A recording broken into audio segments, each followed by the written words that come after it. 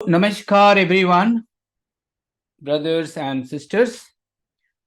आज हम लोग थोड़ा प्रउत के कोर सब्जेक्ट में घुसने जा रहे हैं और इसलिए आज का विषय है प्रउत की अर्थनीति। वी हैव टू बी थोड़ा कंसेप्चुअल बनना पड़ेगा कि some how are the concepts. तो इसलिए आज का सब्जेक्ट थोड़ा महत्वपूर्ण है। तो there are four major parts of developed economy. Let me share the. तो आज हमारा सब्जेक्ट है प्रउत के अर्थनीति की चार दिशाएं हैं। ये बाबा कहते हैं अपने एक पुस्तक में, पूरा लेक्चर ही है बाबा का 1986 का है कि अर्थनीति की चार धाराएं, that is quadri dimensional economy जो हमारी है। तो बाबा कहते हैं कि किसी अर्थनीति को उन्नत या डेवलप्ड इकोनॉमी कहकर पुकारने में चार मुख्य धाराओं का होना जरूरी है। और वो चार धाराएं क्या हैं? ये हैं।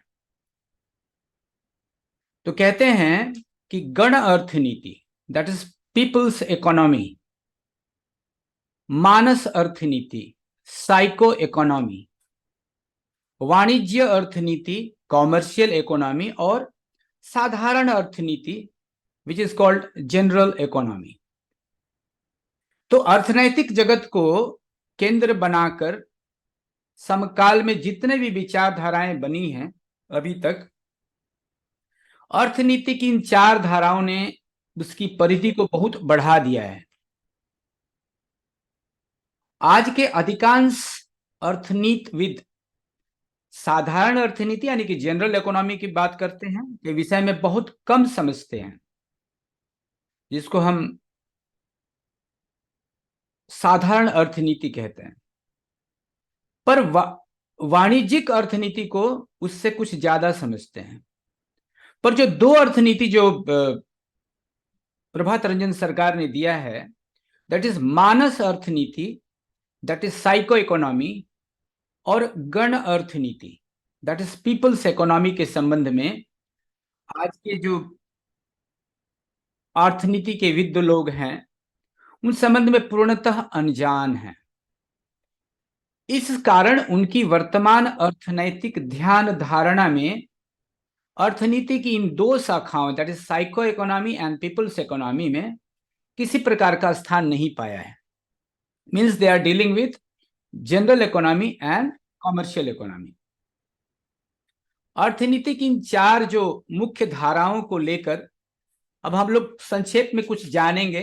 कुछ नोट्स बनाए गए सॉरी, आपके सामने प्रस्तुत हैं। तो इसमें जो जनरल इकोनॉमी की जब हम बात करते हैं, पहला हम उसी पे चलेंगे जिसको हम सामान्य अर्थनीति कहते हैं। तो general economy deals with basic principles of economy, that is supply, demand, production, wages, labour, monetary and physical policy, interest, etc.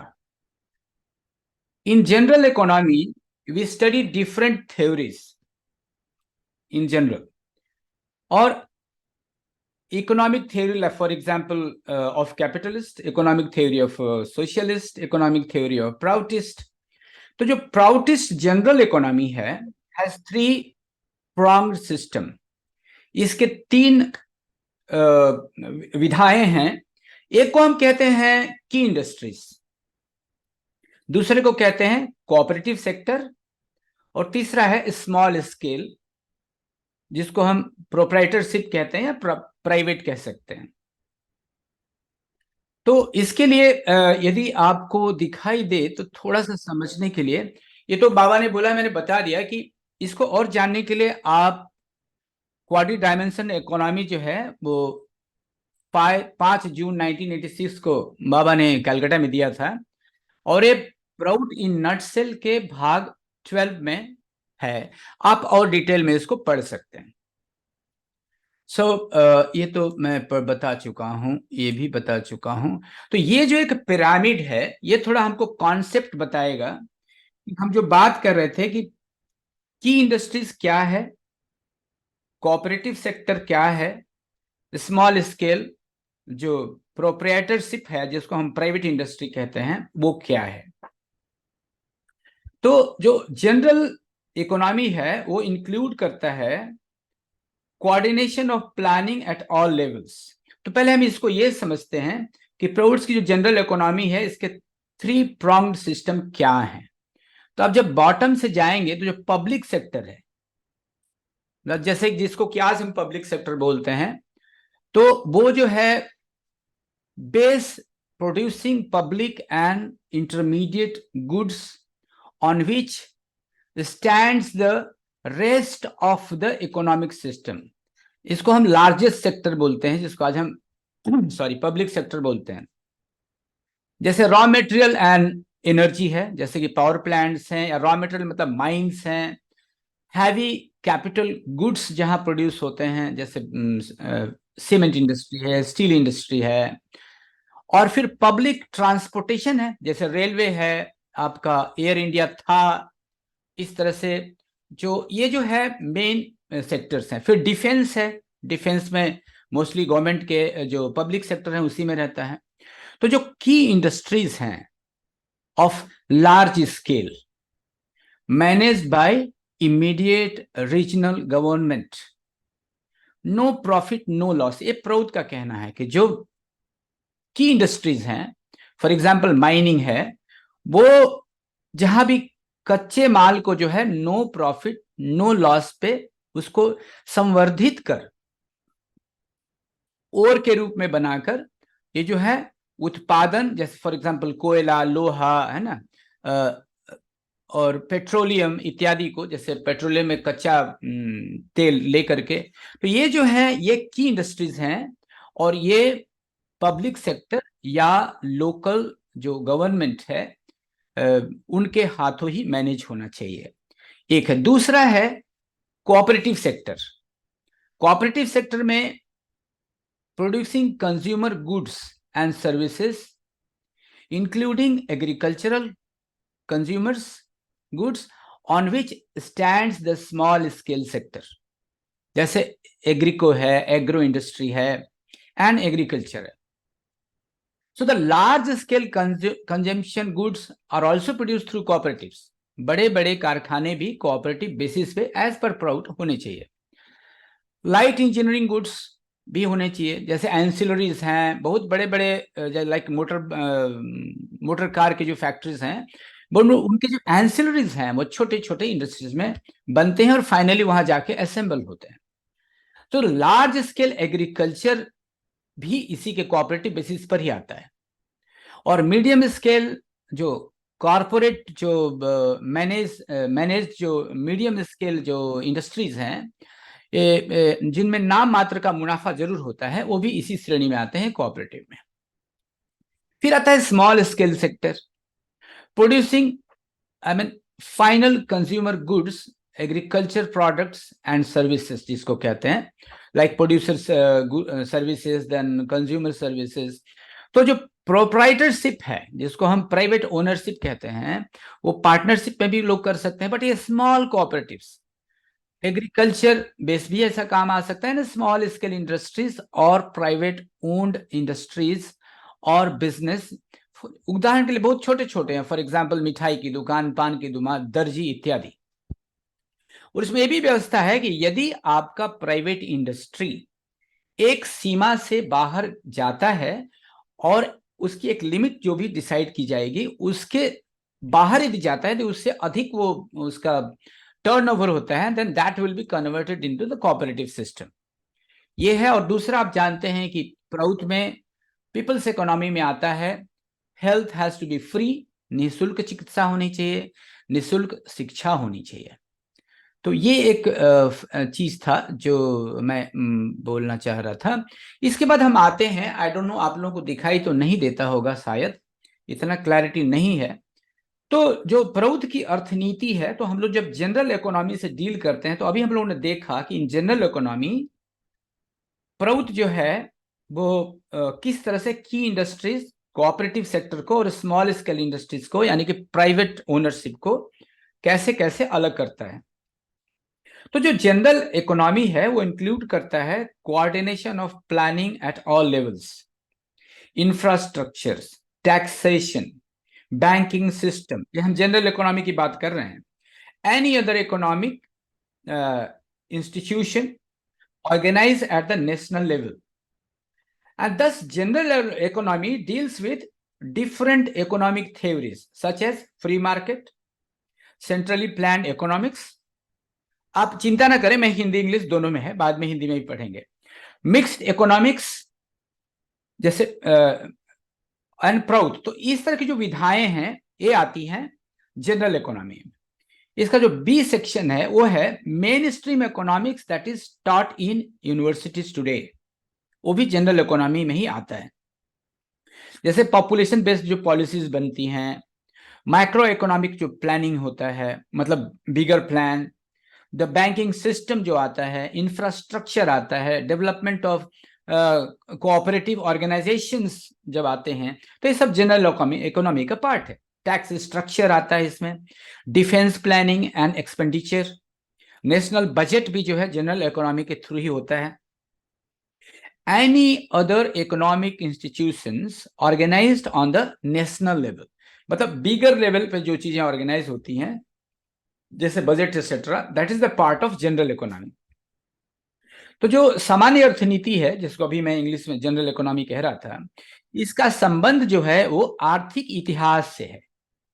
प्रचलित जो आर्थिक सिद्धांत हैं, जैसे पूंजीवाद में आज जैसा भी हो रहा है, साम्यवाद में जैसा हो रहा है, मिश्रित अर्थव्यवस्था में जैसा हो रहा है, एवं प्रगतिशील जो समाजवाद या प्रौद्योगिकी की जो अवधारणा है, तो इन सब का जो स्टडी है, स्टडी ऑफ द सिस्टम, वो है जनरल इकोनॉमी का पार्ट है। का परस्पर इनके जो तुलनात्मक जो अध्ययन की जो जिम्मेवारी है, फॉर एग्जाम्पल जो कॉलेजेस में पढ़ाया जाता है, उद्योग धंधे के 3 श्रेणियां हैं। एक है मूल उद्योग, इसके बाद है बड़े उद्योग, फिर है छोटे कारोबार। तो इसके दूसरे जो अंग हैं वो है आर्थिक मूलभूत ढांचा, प्रखंड स्तर की योजना, जनसंख्या नीति, रोजगार नीति, कृषि उद्योग नीति, सारी नीतियां इसमें आती हैं। आर्थिक समाजीकरण, सहकारी संगठन, क्रय शक्ति में वृद्धि, बैंकिंग प्रबंधन, ये सब जो ढांचा है, ये सब जनरल इकोनॉमी का पार्ट है। आर्थिक समस्याएं, शहरी एवं ग्रामीण विकास की बातें, विकेंद्रीकरण यानी डिसेंट्रलाइजेशन जो होगा वो भी जनरल इकोनॉमी का पार्ट है। रक्षा पर जो होता है खर्च होता है या इंडस्ट्री है उसके बेस जो भी चर्चाएं होती हैं, पॉलिसीज होती हैं। योजना और व्यय, आर्थिक विकास के लिए उचित तकनीक, मूल उद्योग, सहकारिता, कुटीर उद्योग, अनुसंधान मतलब रिसर्च एंड डेवलपमेंट, उनके विकास और नियोजन, आर्थिक योजनाओं में लोगों की साझेदारी, आर्थिक समस्याओं का विश्लेषण एवं समाधान। तो ये जो मैक्रो लेवल पे चीजें हैं, जो बड़े लेवल पे चीजें हैं, ये जो जनरल इकोनॉमी का पार्ट है। अब आते हैं जो दूसरा हमारा कॉमर्शियल दूसरा जो लिम्स है इकोनॉमी का, वो है ये प्रौद्योगिकी के चार लिम्स हैं, क्योंकि आज जो चल रहा है वो तो केवल जनरल इकोनॉमी और कॉमर्शियल इकोनॉमी ही चल रहा है। तो कॉमर्शियल इकोनॉमी का पार्ट एज पर प्रौद्योगिकी आ जाता है वाणिज्यिक या व्यवसायिक अर्थनीति। For example, all economic ventures are efficiently manage to ensure that output is more than input, मतलब जो इनपुट मतलब जो खर्च लगा उससे ज्यादा इन आए, प्रॉफिट आए। So that comes in the वाणिज्य सेंस में, it comes in the commercial economy. So commercial economy aims at the maximum utilisation of the world resources, जो मैक्सिमम यूटिलाइजेशन की बात करते हैं, ये कॉमर्शियल इकोनॉमी का पार्ट है। Commercial economy aims at the rational distribution of the world resources, जो हम रैशनल डिस्ट्रीब्यूशन की बात करते हैं अपने 5 फंडामेंटल प्रिंसिपल्स में, वो भी वाणिज्य या जो व्यवसायिक अर्थनीति है, वो कॉमर्शियल जो इकोनॉमी है इसी के दायरे में आता है। तो commercial economy deals mainly with internal and international trade and investment, ये जो है कॉमर्शियल इकोनॉमी में आता है। It will develop scientific efficient method of production which will not incur loss and where output will exceed input. इसके लिए जो व्यवस्था बनाई जाती है, चाहे वो टेक्नोलॉजी की व्यवस्था हो, साइंटिफिक व्यवस्था हो, किस तरह से एफिशिएंसी बढ़ाएं, तो ये सारी बातें जो हैं वो कॉमर्शियल इकोनॉमी में आती हैं। अब आते हैं और बातें हैं आगे। Its aim is maximum utilisation and rational distribution. जैसा कि मैंने बताया, production and distribution of cash crops की जब हम बात करते हैं तो वो भी कॉमर्शियल इकोनॉमी में आता है, क्योंकि कॉमर्शियली क्या वायबल है इवन एग्रीकल्चर में, जिसको हम कैश क्रॉप्स जो बोलते हैं, वो भी कॉमर्शियल इकोनॉमी में आता है। इसी विधान से, इसी भावना में वो आता है। It deals with interzonal and intrazonal trade policies. आप जानते हैं इंटरजोनल एंड हिंदी में भी आएंगे इंट्राजोनल, जो एक से दूसरे जोन में, कई बार जोन के अंदर ही जो आपस में हम जो डीलिंग करते हैं सामान का या किसी भी कॉमर्शियल चीज का, वो आता है कॉमर्शियल, उसमें आता है सॉरी इकोनॉमी में। इट डील्स विद एक्सपोर्ट, जो एक्सपोर्ट इंपोर्ट की जो हम बात करते हैं या पॉलिसीज बनाते हैं, ये भी कॉमर्शियल इकोनॉमी में ही आता है। Commercial economy deals with rationalisation of organised marketing system. जो मार्केटिंग सिस्टम को एक ऑर्गेनाइज्ड ढंग से जो किया जाता है, जैसे इंपोर्ट एक्सपोर्ट की मैंने बात किया, पॉलिसीज की बात किया, ये सब कॉमर्शियल इकोनॉमी में आते हैं। कॉमर्शियल इकोनॉमी जो है वो लाइसेंसिंग पॉलिसीज पर भी डील करता है। It deals with technology transfer policy also and technical quality control. ये भी सब कॉमर्शियल इकोनॉमी का पार्ट है, जो कि आजकल ऐसा है, आज भी ऐसा है। प्रभुत्व तो ऐसा कह ही रहा है, बट आज भी ऐसा ही है। It deals with banking, capital supply, barter system. Barter system आप लोग समझते हैं, सामान के बदले सामान जो होता है। और commercial economy deals with planning of both agrico and agro industries. इन दोनों का जो प्लानिंग है वो भी कॉमर्शियल क्षेत्र में ही आता है, कॉमर्शियल इकोनॉमी के दायरे में ही आता है। एंड नॉन एग्रीकल्चर इंडस्ट्रीज की भी जो प्लानिंग है वो सब भी इसी में आता है। It deals with international monetary system, जिसको हम एक्सचेंज कहते हैं ना, करेंसी एक्सचेंजेस, वो भी कॉमर्शियल इकोनॉमी में ही आता है। अब इसको थोड़ा हिंदी में समझते हैं। जो वाणिज्यिक अर्थनीति है वो वाणिज्यिक या व्यवसायिक अर्थनीति उत्पादकता को देखेगी, उत्पादन के तरीके में आधुनिक तकनीकी का मदद लेना, ये भी कॉमर्शियल इकोनॉमी का पार्ट है। हानि न हो तथा उत्पादन वस्तुओं का मूल्य लागत से अधिक हो, यानी कि प्रॉफिट हो, ये भी देखना कॉमर्शियल इकोनॉमी का काम है।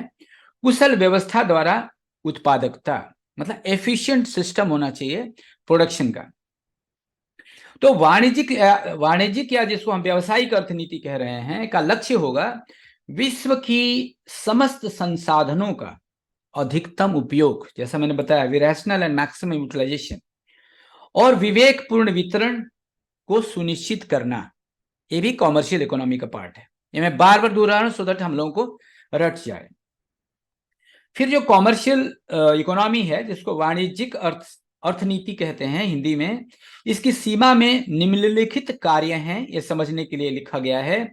धन उपलब्ध कराने वाली फसलों का चयन, जिसको हम कैश क्रॉप कहते हैं, उत्पादन और वितरण, क्षेत्र के अंदर और बाहर व्यापार नीति, आयात निर्यात नीति, विपणन आत्मनिर्भरता की नीति, बिक्री की व्यवस्था, लाभ का सीमा निर्धारित करना, लागत पर विचार करना, लाइसेंस की नीति बनाना, तकनीकी स्थानांतरण नीति, जिसको हम टेक्नोलॉजी ट्रांसफर कहते हैं, गुणवत्ता पर तकनीकी नियंत्रण करना, व्यापार जितने भी हैं और उनके भुगतान का प्रबंधन जो होता है, ऋण नीति है, जैसे आप होता है ना, कोई इन्वेस्ट करता है या आप कहीं बाहर इन्वेस्ट करते हैं, तो ये जो ऋण की नीति है, सरकारी हस्तक्षेप जहां पर होता है, वित्तीय नीति होती है, बैंकिंग की जो प्रबंधन है, specially with different banks outside, धन आपूर्ति कहां से होगी, अदल बदल पद्धति जो एक्सचेंज होता है, जिसको हम म्यूचुअल एक्सचेंज कहते हैं, कॉमर्शियल एक्सचेंज कहते हैं, या करेंसी जो एक्सचेंज होता है, जो ट्रांसफर होता है। तो अंतरराष्ट्रीय वित्तीय व्यवस्था जो है वो सब वाणिज्यिक आर्थिक व्यवस्था है। जैसे वाणिज्यिक संगठन है, कॉमर्शियल जितने भी ग्रुप्स हैं, जैसे वर्ल्ड बैंक है, इस तरह के जितने भी इंस्टीट्यूशंस हैं, ये सारे जो हैं वो कॉमर्शियल इकोनॉमी के तहत ही आते हैं। कृषि एवं कृषि आधारित उद्योगों की जो योजना बनती है और जो मुद्रा की व्यवस्था है या पूंजी निर्माण की जो बात होती है, अंतरराष्ट्रीय मुद्रा प्रबंधन की जो बात होती है, ये सब जो आते हैं वो कॉमर्शियल इकोनॉमी में ही आते हैं। अन्य दूसरे उद्योगों की जो स्थापना है मानवीय कल्याण हेतु, उपभोग के आदर्श की स्थापना, न कि लाभ के उद्देश्य हेतु उद्योग व वाणिज्य का संचालन, ये बड़ी मुख्य बात है। It is for the welfare. Of course, profit is the motive, but the prime motive is the welfare. The requirement has to be met. इसके बाद एक बड़ी विशेष चीज जो पीपल इकोनॉमिक है उसको बाबा ने बिल्कुल अलग कर दिया है। तो हम इसके समझेंगे, जो कि आज हम अक्सर बात करते हैं कि PROUT demands for the basic minimum requirement, जो मूलभूत आवश्यकता है किसी भी मनुष्य की। हम थोड़ा अच्छा यहीं से शुरू होता है। तो मूलभूत जो व्यवस्था है वो पीपल्स इकोनॉमी में आता है। जितने भी जैसे कपड़ा, मकान, खाना पीना है ना, इवन फ्री एजुकेशन और फ्री मेडिकल फैसिलिटीज, ये सब पीपल्स इकोनॉमी में आता है। या जल का व्यवस्था करना, because without water you can not think of agriculture. तो जो जन या गण अर्थनीति इसको बोलते हैं, पीपल्स इकोनॉमी को या तो जन अर्थनीति बोल सकते हैं या गण अर्थनीति बोल सकते हैं। It should ensure the provision of minimum requirements for all concerned with basic needs of human beings. इसको आप जैसा कि मैंने बताया कि जो प्रौत का जो फंडामेंटल जो रूल है कि minimum requirements of everyone must be guaranteed. तो ये कैसे होगा? ये पीपल्स इकोनॉमी में आता है। For example, minimum needs are food, clothing, वस्त्र, भोजन, आवास, शिक्षा, चिकित्सा। तो ये जो इसकी जो guarantee of the minimum requirement should be ensured in the constitution itself. लेकिन ये पार्ट किसका है? पीपल्स इकोनॉमी का पार्ट है। So the provision of employment at a need based minimum real ways which is a fundamental human right. जैसे अब minimum wages की बात आजकल करते हैं ना समाज में, तो ये पीपल्स इकोनॉमी का पार्ट होगा। आज तो पीपल्स इकोनॉमी करके है नहीं, this is dealt with commercial economy और द जनरल इकोनॉमी। बट बाबा कहते हैं कि हमारी जो व्यवस्था है उसमें पीपल्स इकोनॉमी को बिल्कुल अलग करना है, क्योंकि इससे लोगों का अस्तित्व जुड़ा है, इसलिए इसको बिल्कुल फोकस करके एड्रेस करने की जरूरत है। सो द परचेजिंग जो कैपेसिटी की हम बात करते हैं कि हर आदमी के पास कम से कम मिनिमम परचेजिंग कैपेसिटी की गारंटी होनी चाहिए, तो ये सब पीपल्स इकोनॉमी का पार्ट है।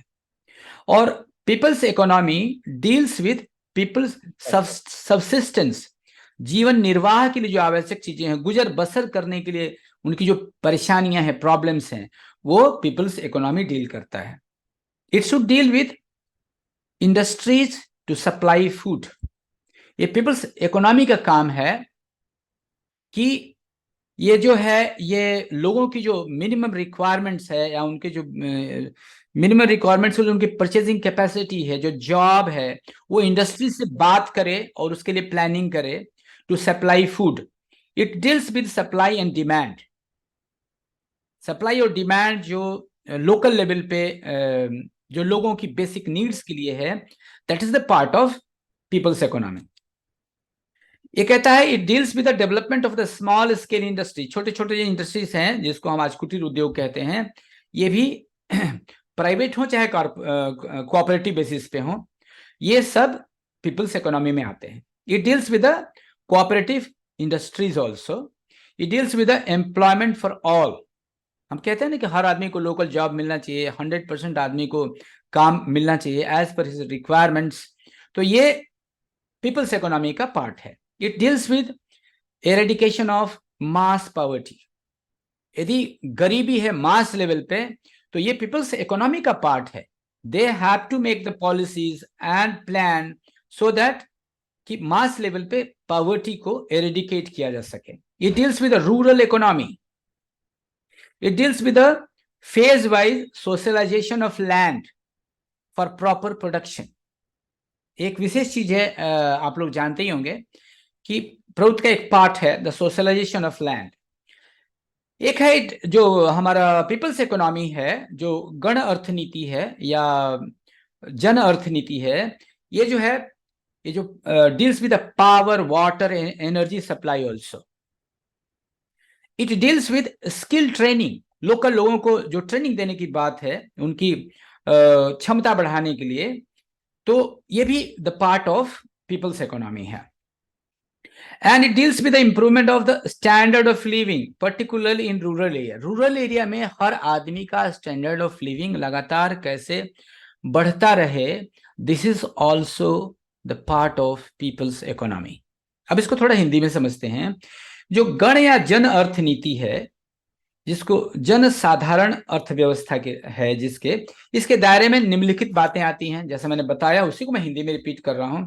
उत्पादन, वितरण, क्रय विक्रय, भंडारण, मूल्य निर्धारण, भाड़ा, उत्पादन मूल्य इत्यादि, मूल्य नियंत्रण, रोजगार, क्रय शक्ति का वितरण। तो ये जो चीजें हैं जो कि लोकल लेवल पे होती हैं, पीपल्स इकोनॉमी की जन। Excuse me, who is there? Kindly अपने आप को म्यूट रखें, प्लीज डोंट डिस्टर्ब। तो जन साधारण के लिए जीवन की जो न्यूनतम आवश्यकताओं की गारंटी जो करने की जो बात है, जैसे कि भोजन, कपड़ा, मकान, शिक्षा, चिकित्सा, इसको जो व्यवस्था करना है, किस इकोनॉमी में आता है? पीपल्स इकोनॉमी में आता है। कृषि और सिंचाई को प्रोत्साहित किया जाता है, और उसके लिए जो व्यवस्था है वो पीपल्स इकोनॉमी अपनी बातें कहता है।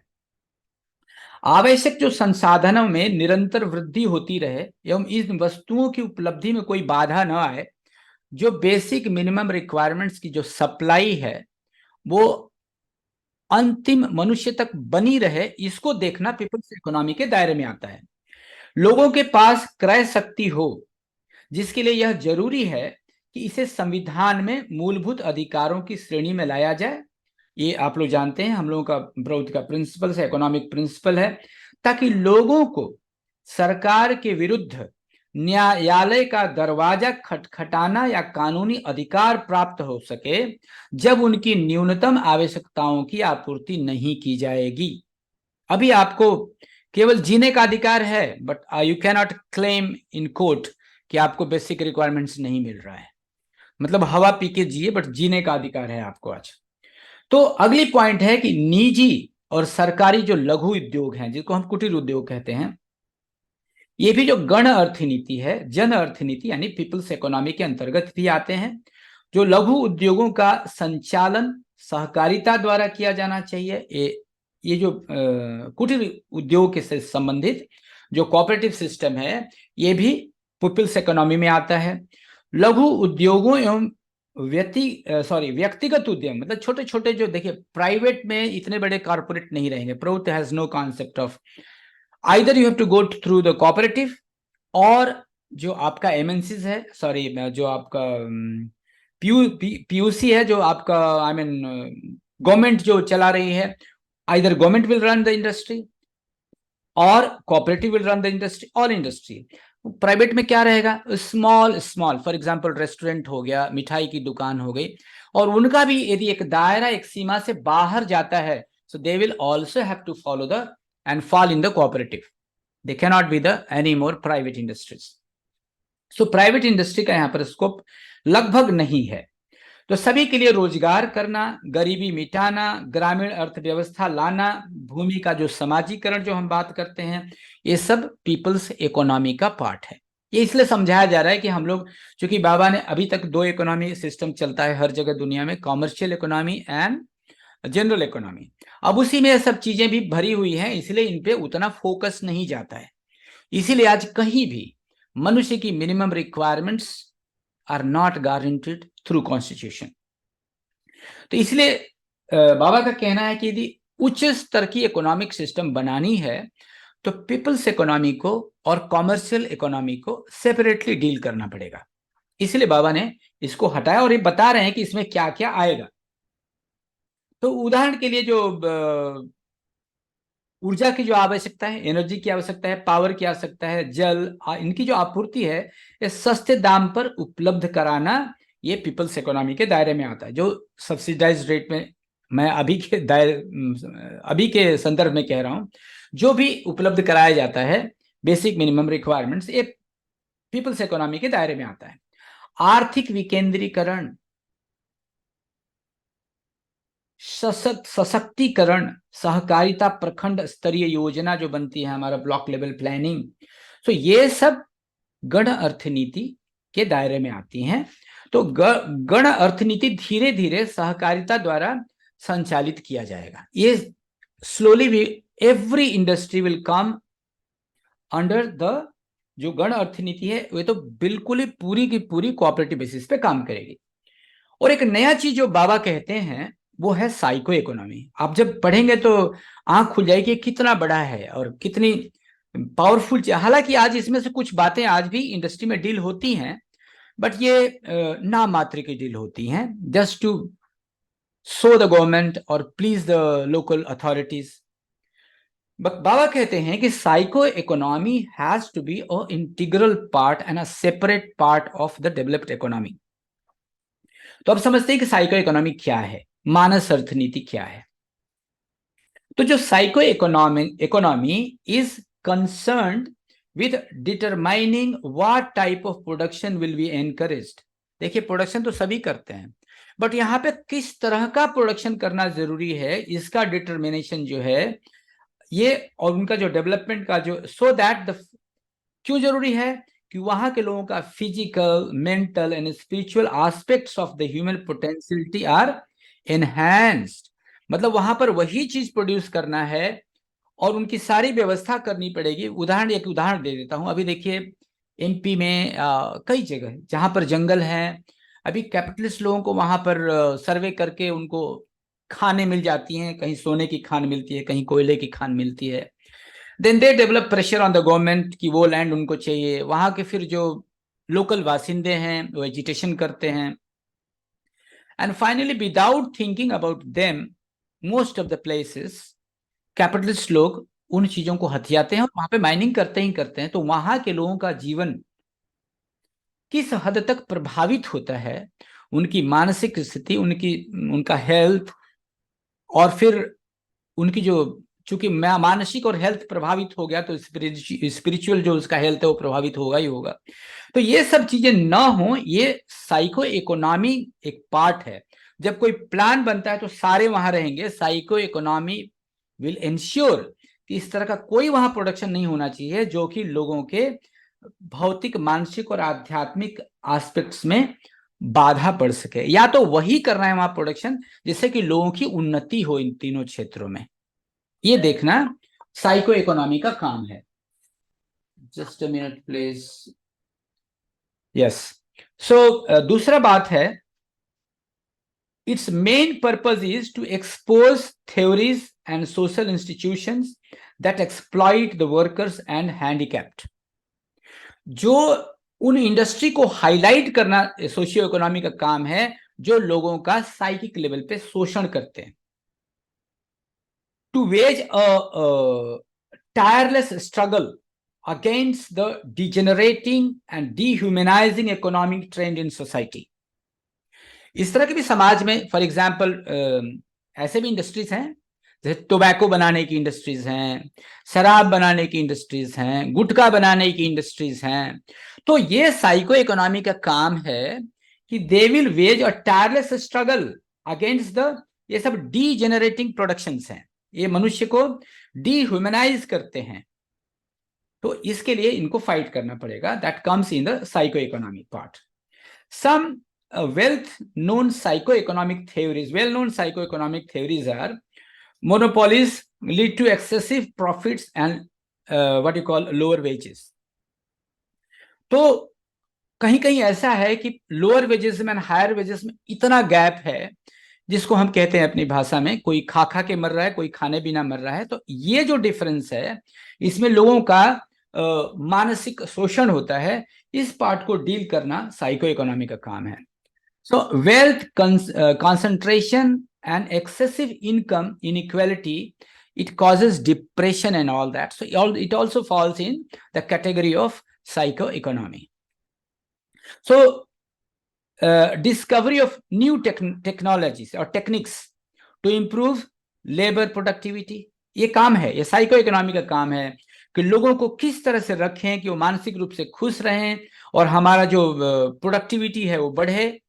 And reduce working hours.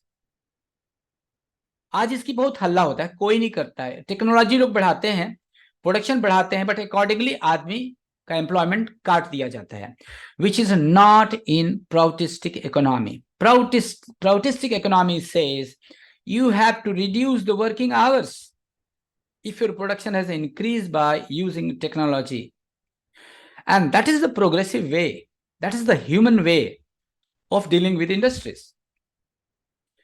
Because people are not for economy, economy is for the people. ये समझना बहुत जरूरी है. So to increase more time for, so that इनका time working hours कम हो, and that's the main purpose of the psychoeconomy, to increase more time for intellectual work, spiritual work, activities, for example, sports, music, arts, literature, so many things. If people have time, they can explore so many things, they will live their passion in their life. फिर आता है psycho economy deals with all aspects of economic life which directly affects mental and spiritual development of the individual and group of individuals. ऐसे भी समाज में technology आए हैं जो लोगों को मानसिक रूप से प्रभावित करते हैं. फॉर एग्जाम्पल, मैं पॉजिटिव एग्जाम्पल ले रहा हूं, radiation. Many gadgets we are using day to day life में, एंड उसके हार्मफुल इफेक्ट्स को उतना स्ट्रांगली नहीं बताया जाता है. तो ये सब साइको इकोनॉमी में आता है. It includes all intangible assets such as aesthetical जो साइंस होता है, सोशल एंड कल्चरल जो रिसोर्सेस रहते हैं, ये सब साइको इकोनॉमी में आते हैं. It deals with creation of a proper work environment. वातावरण अच्छा हो, सफाई हो, क्लीनलीनेस हो, वहां आदमी काम करने का मन करे, तो इस तरह का जो वातावरण है वो क्रिएट करना है साइको इकोनॉमी का काम है. And it deals with the workers participation and control over production and distribution. ये साइको इकोनॉमी इसका भी पार्ट है कि कोई भी आदमी ये नहीं महसूस करे कि मतलब सबऑर्डिनेटेड कोऑपरेशन ना हो, कोऑर्डिनेटेड कोऑपरेशन हो, जहां हर वर्कर, हर व्यक्ति ये फील करे कि नो, हमारी बातें इस इंडस्ट्री में सुनी जा रही हैं, I am the part of management. तो इस मतलब किसी तरह की हीन मान्यता नहीं हो कि वो साहब हैं, मैं वर्कर हूं. तो ये साइको इकोनॉमी का काम है. इट डील्स दादा, ये आप स्लाइड्स भी चला दीजिए साइको इकोनॉमी की, किसी ने चैट में लिखा है. Okay, people. Okay, sorry. So I don't think people will be able to read, but yes, why not? Yeah. So here start psychoeconomy. If you can read. From next time, I'll try to have a proper, readable material. It deals with economic independence for women. Today, we know that women are not given that equal status, especially many, rather all the walks of life, industry life especially. So it deals with economic independence for women. It deals with psychological and sociological dimensions of economic development. It deals with, for example, आज ये proof हो रहा है कि जिस working place पर महिलाएं भी रहती हैं, वहां इवन मेल्स का प्रोडक्टिविटी बढ़ जाता है. बिकॉज न्यूसेंस बात करने में टाइम नहीं वेस्ट करते हैं.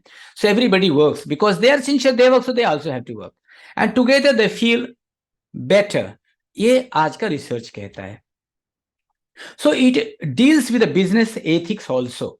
ये साइको इकोनॉमी का पार्ट है. It deals with the moral and ethical principles and practices for effective cooperative management. You know that cooperative is successful only, the first thing is people have to be moral, the cooperative has to be accepted wholeheartedly, and strong supervision. आप सबको पता है 3 चीजें basic चीजें हैं for a successful cooperative. Now, it is more concerned with the psychological impact on people than on economical gain or supply of goods. उसका अपना pocket है, वो उसी के बारे में सोचता है कि भाई आप जो ये कर रहे हैं आपको प्रॉफिट तो हो रहा है, बट हमारे लोगों को मानसिक रूप से कष्ट हो रहा है. So you have to deal और make the product in such a way कि लोग खुश भी रहें और आपका काम भी हो. इसको थोड़ा सा हिंदी में समझ लेते हैं. मानस अर्थनीति जो है, जो साइको इकोनॉमी जो अभी हम लोग बात कर रहे थे, निर्दिष्ट आर्थिक गतिविधियों द्वारा व्यष्टि एवं समष्टि के मानसिक आभोग, जिसको हम साइकिक पैबुलम कहते हैं, उनमें वृद्धि करते रहना. मतलब उसको अच्छा लगना चाहिए. He should feel good, better than what he was feeling yesterday. तो लोगों के पास केवल कुछ ही घंटों का श्रम करने की आवश्यकता होगी, which is the fact of the life today. जिस तरह से टेक्नोलॉजी डेवलप हो रहा है, हम एक छोटा सा एग्जांपल देंगे, इंडस्ट्री का नाम नहीं लूंगा.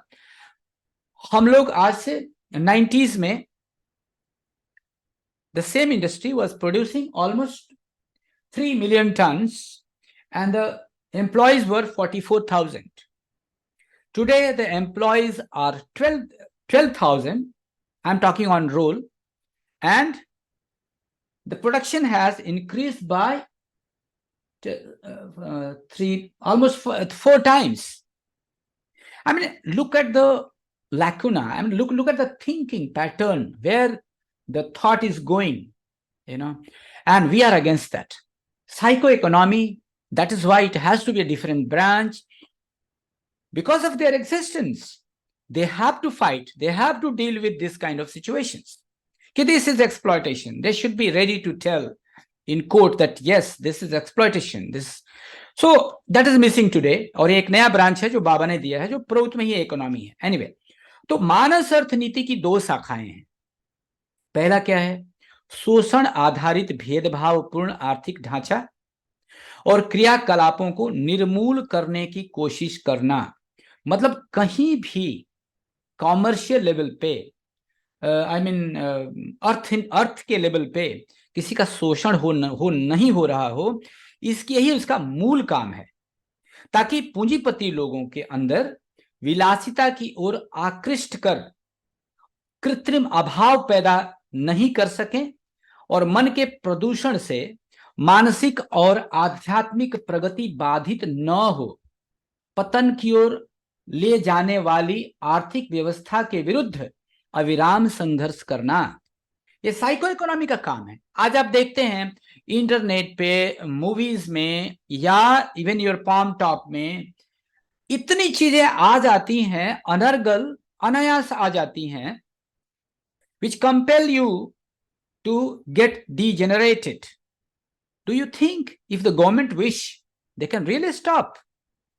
But it's a business. They don't care. But when psychoeconomy will be made a separate branch of economy, it is their survival. उनका काम ही वही है. They will fight for those kind of technology जो कि मनुष्य को प्रगति में बाधा डालती हैं. व्यक्ति और समष्टि के मानसिक आभोग के विकास और संवर्धन की जिम्मेवारी मानस अर्थनीति पर होगी. मतलब जो कुछ भी मीडिया में दिखाया जा रहा है, जो कुछ भी आभोग मेंटल प्लेट को हम दे रहे हैं, चाहे पढ़ाई में दे रहे हो, भाई क्या मैं कोई कम्युनिज्म की बात तो नहीं दे रहे हैं, कोई जियो सेंटिमेंट की बात तो हम एजुकेशन में नहीं डाल. इनका काम बहुत विस्तृत है. जहां भी इनको लगता है कि मनुष्य का शोषण, चाहे वो साइकिक लेवल पे हो रहा हो, अनजाने में हो रहा हो, या इनके इकोनॉमिक लेवल पे हो रहा हो, या इनके स्पिरिचुअल लेवल को थ्रॉटल करने का हो रहा हो, तो they have to come forward, and that is what psycho economics work is.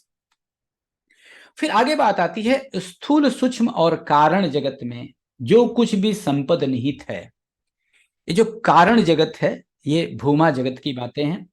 और स्थूल सूक्ष्म जो भी है, उनका स्थूल जो है आप जानते हैं, संचर धारा में जितनी भी चीजें आती हैं, ये सब स्थूल, सूक्ष्म और कारण जगत में की चीजें हैं, जो परमात्मा द्वारा, प्रकृति द्वारा सॉरी, दी हुई चीजें हैं। तो ये जो कुछ भी संपद जो है, जो हमारे संचर धारा में आता है, उसके अधिकतम उपयोग द्वारा मानस अर्थव्यवस्था समस्याओं का समाधान ढूंढ लेगा, ऐसा प्रौत का कहना है। मानस अर्थनीति के क्या क्या काम हैं? संतुलित अर्थव्यवस्था, बैलेंस्ड इकोनॉमी। मतलब ऐसा कोई इकोनॉमी नहीं है कि तुम पैसे तो खूब कमा रहे हो लेकिन पूरा वातावरण पॉल्यूशन से भरा हुआ है। That is not acceptable. तो उत्पादित वस्तुओं का चयन, बांट बंटवारा का निर्धारण, काम के लिए अनुकूल वातावरण तैयार करना, ये तो हम लोग सुन पढ़ चुके हैं। पूर्ण रोजगार योजना, उद्योग में मजदूरों की साझेदारी, हम लोग इसकी भी बात कर चुके हैं। ये सब देखना साइको इकोनॉमी का काम है, ताकि कोई भी व्यक्ति ये फील नहीं करे, जिसको बोलते हैं ना कि सब मस्त हो कि and they all have to live together like a family. तो ये तभी होगा जबकि किसी का शोषण नहीं होगा। उत्पादन और वितरण पर नियंत्रण, महिलाओं के लिए आर्थिक स्वतंत्रता, विवेकपूर्ण वितरण प्रणाली में मनोवैज्ञानिक पहलू का स्थान सुनिश्चित करना, काम के समय को घटाने एवं उत्पादन क्षमता बढ़ाने की तकनीकी का प्रयोग, जीवन की गुणवत्ता में कैसे वृद्धि हो, व्यापार में नैतिक मूल्यों का समावेश, सहकारिता यानी कोऑपरेटिव को व्यवहारिक एवं प्रभावकारी कैसे बनाएं, इस पे लोग कंटिन्यूअस काम करेंगे। And that is falls in psycho economy. और जब न्यूनतम आवश्यकताओं की पूर्ति हो जाए तो मानस अर्थनीति की भूमिका है, मान लीजिए कि after a certain time basic things are guaranteed. तो अब क्या होता है, अब इनकी भूमिका क्या है मानस अर्थनीति की, कि लोगों की ऊर्जा को ऊंचे मूल्यों की ओर लगा दे। भाई लोगों का टाइम बचेगा, लोगों का एनर्जी बचेगा, तो जितना भी आपका एक्टोप्लाज्म है, मेंटल प्लेट है, उसका अब ज्यादा पार्ट जो है वो साइकिक और आध्यात्मिक एक्सपेंशन में लगे। इसका प्रोविजन करना, इसकी व्यवस्था बनाना साइको इकोनॉमी में आता है। जैसे कार्यस्थलों को स्वच्छ रखना, सुरक्षित तथा सुंदर बनाना, पर्यावरण की रक्षा करना, लोगों में रचनात्मक पहल को प्रोत्साहित करना, आर्थिक संतुलन, आर्थिक स्वतंत्रता, आर्थिक लोकतंत्र जिसको हम कहते हैं, इकोनॉमिक डेमोक्रेसी, महिलाओं की आर्थिक स्वतंत्रता, सामाजिक विकास के मनोवैज्ञानिक तथा सामाजिक पहलुओं पर ध्यान देना। ये जो साइको इकोनॉमी के जो दो प्रमुख प्रकार हैं, ये है आर्थिक और मन आर्थिक शोषण की अमानवीय प्रवृत्तियों का उन्मूलन। मतलब आर्थिक और मन और मनोआर्थिक, ये जो शोषण होता है आदमी का, साइकोलॉजिकल शोषण होता है, साइकोफिजिकल शोषण होता है, ये जो है इनको निर्मूल ढंग से समाप्त कर देना, ये साइको इकोनॉमी का काम है। दूसरा काम है वैयक्तिक तथा सामूहिक इकाइयों के विस्तार के लिए सब प्रकार के अवसरों को जुटाना, आर्थिक संतुलन को बनाए रखने के लिए स्त्रियों के लिए आर्थिक स्वनिर्भरता तथा सामाजिक समता और न्याय को स्थापित करना। These are the parts of psycho economy, जिसको हम मानस अर्थनीति कहते हैं। एंड अब पूछे कि the immediate task of psycho economy क्या है, इनका जो प्राइम टास्क, इमीडिएट मतलब ये जब बनेगा सिस्टम पहले क्या करेंगे, तो to stop the suppression of the local languages. मतलब लोकल लैंग्वेज का जो सप्रेशन हो रहा है, पहले तो इसको ये बंद करेंगे। सब कल्चर का जो वातावरण है आज समाज में, एंड जो अपना जड़ बना रहा है, और through mass standardisation of economics, एक स्टैंडर्डाइजेशन की ये प्रथा का प्रचलन लाएंगे। और to stop all form of economic imperialism, जो बोलते हैं ना subordinate cooperation, that is economic imperialism. जैसे अंग्रेजों जैसा बर्ताव, यानी कि बॉस और बॉस। आजकल एक बात याद आ गई, what is the difference between a boss and leaders. तो पता है, बॉस तो बॉस होता है जिसकी यहाँ पे बात हो रही है कि बॉसिज्म को कम करना है, और लीडर होता है they have to lead from front, वो खुद हाथ लगाएगा आगे आकर के। That is the part of coordinated cooperation. And boss जो सिस्टम है वो is the part of subordinated cooperation. So to stop all profit motivated economic practices which reduces the socio-economic locus standi, वो सारी व्यवस्थाएं जहां की मनुष्य अदालतों में जा करके मुकदमा करने का अधिकार नहीं है, यानी कि आपका शोषण भी हो रहा है तो आपको मुंह बंद रखना पड़ेगा, ऐसी व्यवस्था यदि कहीं है तो उसके विरुद्ध भी काम करना साइको इकोनॉमी का काम है.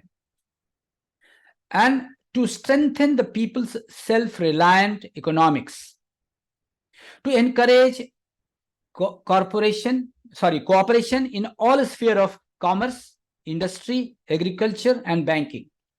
Same, they are talking of coordinated cooperation. To remove all barriers in the unhindered flow of money, particularly within the boundaries of socio-economic zones. I'm repeating this. To remove all barriers in unhindered flow, मतलब कभी भी money का flow कहीं रुकना नहीं चाहिए, so that you know the economy booms when the money moves. ऐसा आप लोग सुने होंगे भाई, 10 रुपए का नोट यदि एक ही पॉकेट में पड़ा रह गया तो उसका आउटपुट 10 रुपए ही हुआ. यदि वो 10 हाथ में यदि दिन में एक्सचेंज होगा तो उसका वैल्यू 100 रुपीज के बराबर हो जाएगा, मतलब 100 रुपीज का उसने कार्य किया आज दिन में. तो इसीलिए money should never be stagnate somewhere, ये देखना इनका काम है. So to put a stop to the accumulation of wealth that is done without social sanctions, बिना social sanctions के मतलब बिना कॉन्स्टिट्यूशन के इजाजत के, यानी लॉ के अगेंस्ट कोई भी काम हो रहा हो तो उनको तुरंत हाईलाइट करना. To free the developing countries from the clutches of death trap of the rich nations. आज जो ये क्या हम लोग पढ़ रहे हैं, the immediate task of psycho economy क्या होगा. तो आज जितने भी डेवलपिंग कंट्री हैं, पुअर कंट्री हैं, इतने इंटरनेशनल लोन्स के दबाव में हैं.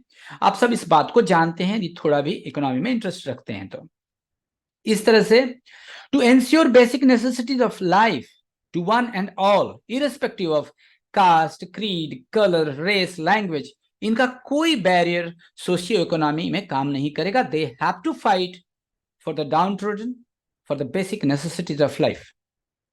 And to fight for the benevolent use of science and technology. किसी भी साइंस एंड टेक्नोलॉजी का benevolent use हो, इसके लिए socio economic will fight. To accept the right of employment as the constitutional right of all citizens, and this is the job of psycho economy to fight for this right. To fight against all inhuman practices which encourage divisive tendencies, ऐसे सारी practices का विरोध करेगा जो कि मनुष्य को बांटती है. अगेंस्ट कार्डिनल ह्यूमन वैल्यूज, जहां मॉरल वैल्यूज का पतन हो रहा हो, नैतिक मूल्यों का अधःपतन हो रहा हो, वहां पर ये तुरंत psycho economy has to interfere. To provide complete security to all, even plants and animals, through constitution. There are many countries, to tell you, there are many countries there is a right for the plants, even forget about the animals. Human का तो है ही. तो this is the job of psycho economy, to work for the economic independence of women which has already come. मतलब priority की बात हो रही है कि जब साइको इकोनॉमी बनी तो इसका पहला प्रियोरिटी क्या रहेगा.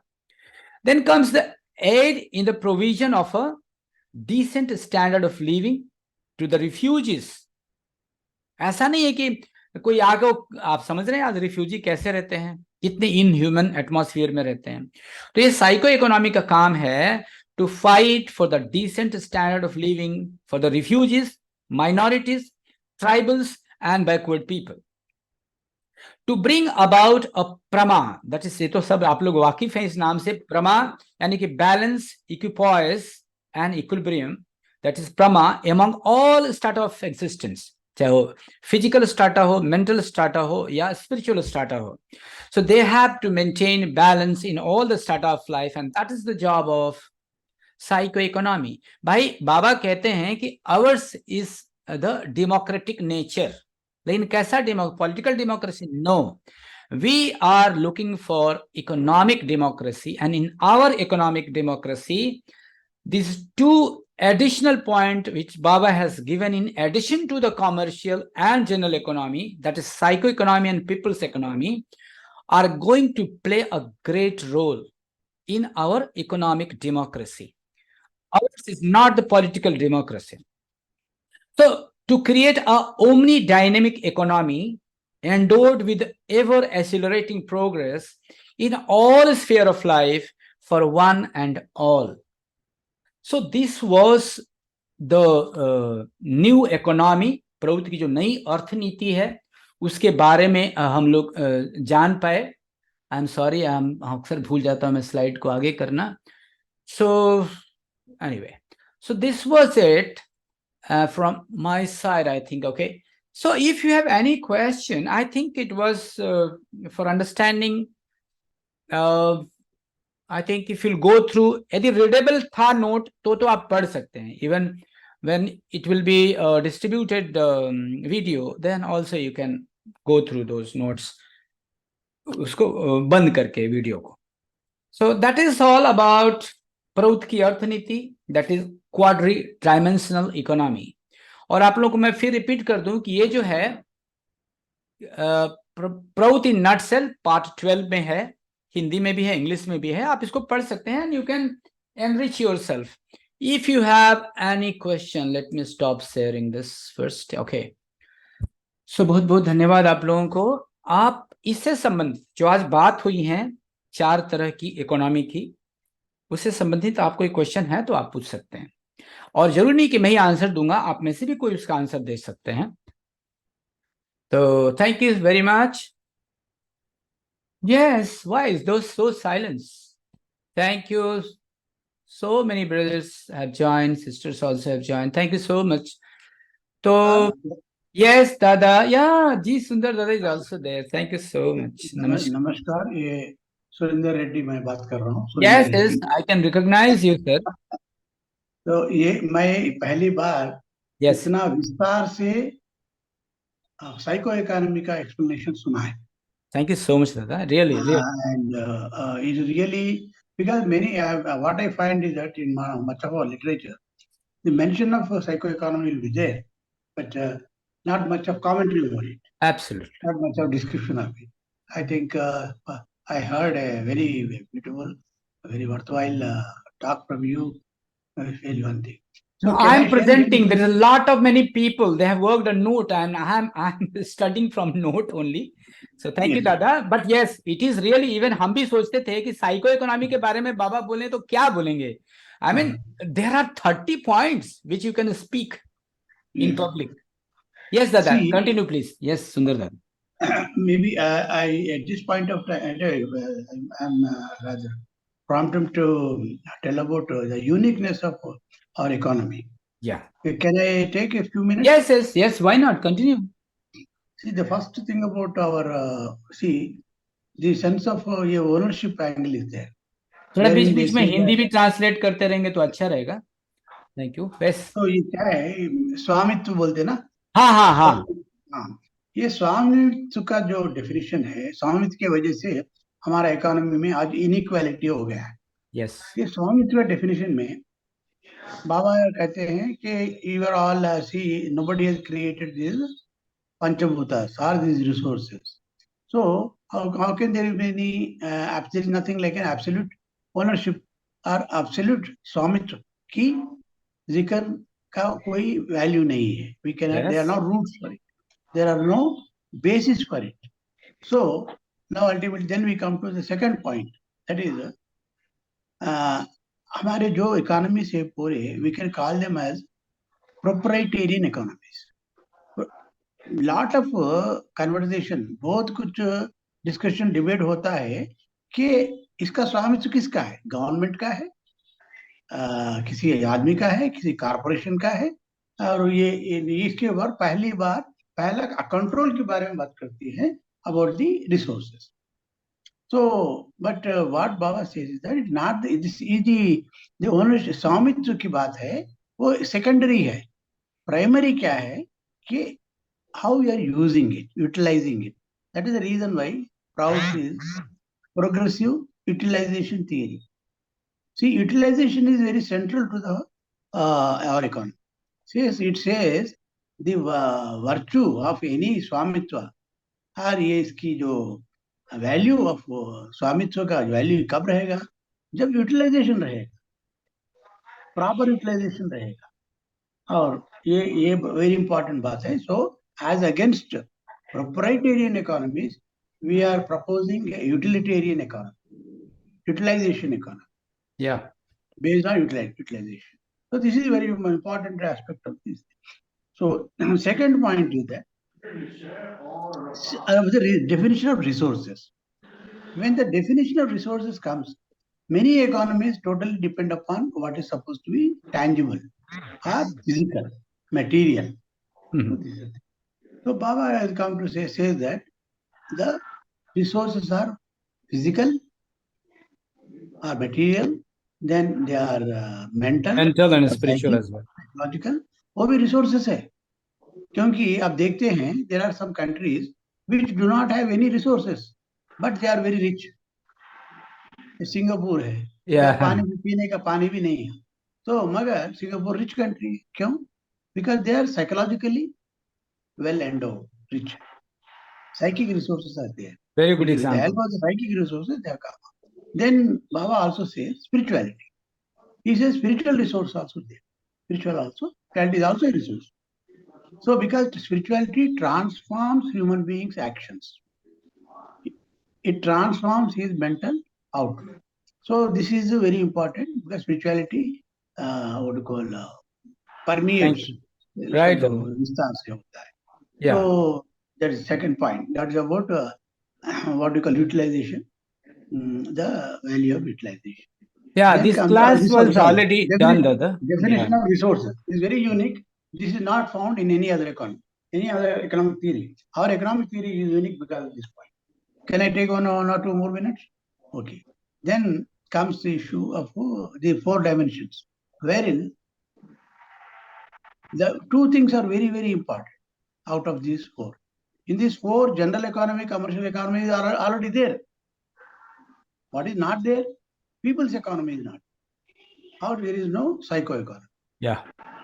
Baba का great contribution है economic theory में. There's 2 dimensions, that is people's economy and second is Psychoeconomic. psycho-economy. Because this makes all the difference for the personal as well as क्या बोलते हैं व्यष्टि और व्यक्ति सबका जो विकास का और हैप्पीनेस का ये है, it is very important because human beings cannot have to exist to keep the body and soul together. They require a decent living wage. Yeah. Living wage की जरूरत है, minimum necessities का जरूरत है, not slave wages but with living wages. So living wage should be given opportunity. Right, Dada. Conclude कर दें, please. Thank you. Yes. So I think Wonderful. so these 2 dimensions are very unique to the Proud, and Yes. our Proudish must be able Aware. to project the uniqueness of our idea. We stand on a different footing in many Yes. ways. That's all. Dada, namaskar. Very nice, Dada. And particularly, you rightly said, people's economy and psychoeconomy. If you These are new. No new, economist has proposed this. and you can very well justify because people understand that this is the need, but people don't know how to address that. So this was very And important. Thank definition you, Dada. of resources. Even the definition of resources. This has been, Dada, this class has already been done on resources, and so this was, the people know this partially, at least, not like you. You are the pioneer on Proud. Yes, Mitu Singh Didi, if you have any question, please. Thank you. नमस्कार दादा, सभी को नमस्कार। Yeah, it will be shared. It is always shared. I don't know why people are not sending you. क्योंकि ये तो हर जगह जा ही रहा है. Yes, Didi, please continue. Okay, दादा, ये जो आपने साइको इकोनॉमी बताया, it's very very informative, specially for me because I have heard it for first time. मेरा एक ही कंसर्न है बेसिकली, वो ये है कि it has such a beautiful branch that it is going to fight against those who are oppressing in the field of economy, like laborers के साथ या किसी के भी साथ. Anything But it will human, take time. yeah. But it will take time, और ये problem तो आज बहुत बुरी तरह से खड़ी हुई है. No, but लोग महसूस करना शुरू किए हैं, दीदी. People have started realizing this. especially in even developed countries. Okay so अभी इनके ऊपर मतलब what we can do is we can just create the awareness, that's all ना, या इस पर कुछ काम भी हो सकता है ऑफ प्रैक्टिकल कोर्स फील्ड में? काम हो नहीं, काम हो भी रहा है, बट दैट इज इन बोलते हैं ना कि बिट्स एंड पीसेस में हो रहा है। डेवलप्ड ओके कंट्रीज में, इवन हमारे यहाँ भी जो जो कॉरपोरेट काफी अच्छे हैं, देखिए विदेशों में तो आप जानती हैं ऐसा भी हो रहा है कि अनएथिकल वे से यदि आप प्रोडक्शन करते हैं तो आपके मार्केट में लोग खरीदते भी नहीं है सामान। ऐसा यहां तक राइट अवेयरनेस है डेवलप्ड कंट्रीज में। राइट सो ये तो हो तो रहा है, ये भावना तो सबको समझ में आ रही है, बट जब तक लोगों में अवेयरनेस नहीं होगा, उस तरह के लोग होने चाहिए ना, to for becoming a democracy, successful democracy, that is not the subject. बाबा हैज मेड सम पॉइंट्स कि जब तक उस तरह के लोग नहीं रहेंगे, it will be difficult to establish. But we are for the yes thank you. economic democracy and not for the political democracy, which is today. And we call democracy, it is economic democracy.